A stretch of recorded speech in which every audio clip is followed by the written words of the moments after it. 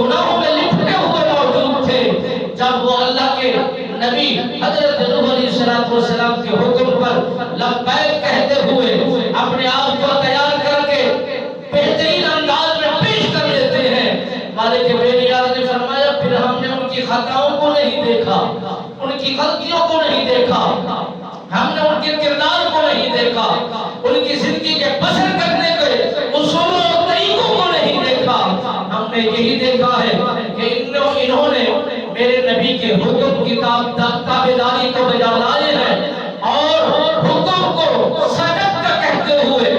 دل و جان کے ساتھ قبول کیا ہے۔ میرے آقا مولا صلی اللہ علیہ وسلم سرکار نے فرمایا وہ لوگ جو داخل ہو گئے اس کشتی کے اندر وہ صحب ایمان بنے،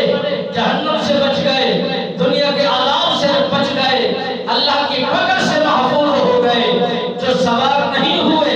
دنیا میں بھی رسوا ہو گئے، قیامت کی صبح بھی برباد ہو جائیں گے اور قیامت کی صبح ان کا نام اور نشان تک نہیں رہے گا۔ میرے آقا مولا صلی اللہ علیہ وسلم سرکار نے فرمایا کہ میری آل وہ آل ہے جن سے مالک بے نیاز نے فرما دیا انما یرید اللہ لیذہب عنکم الرجس اہل البیت ویطہرکم تطہیرا۔ مالک بے نیاز نے فرمایا یہ تو وہ گھرانہ ہے جن کے دلوں سے، جن کے جسموں سے، جن کے ایمانوں سے، جن کے ذہنوں سے پلیتی کا جو نظام ہے وہ مالک بے نیاز نے ختم کر دیا ہے، پاک بھی کر دیا، صاف بھی کر دیا، بہترین بھی بنا دیا، لاجواب بھی بنا دیا، بے مثل و بے مثال بھی بنا دیا، پھر اعلان بھی فرما دیا جو ان کے ساتھ جڑ گئے، وابستہ ہو گئے، تعلق کو مضبوط کر گئے، وہی صاحب ایمان ہے، وہی کامل مسلمان ہے۔ میرے نبی رحمت فخر موجودات صلی اللہ علیہ وآلہ وسلم سرکار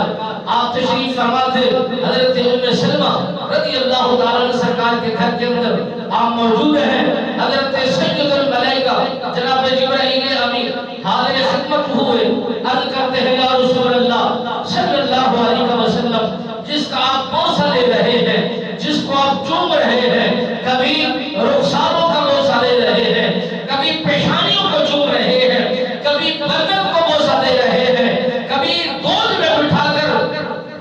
ان کو بہترین انداز میں جھولے دے رہے ہیں، کبھی کاندھوں پر بٹھا کر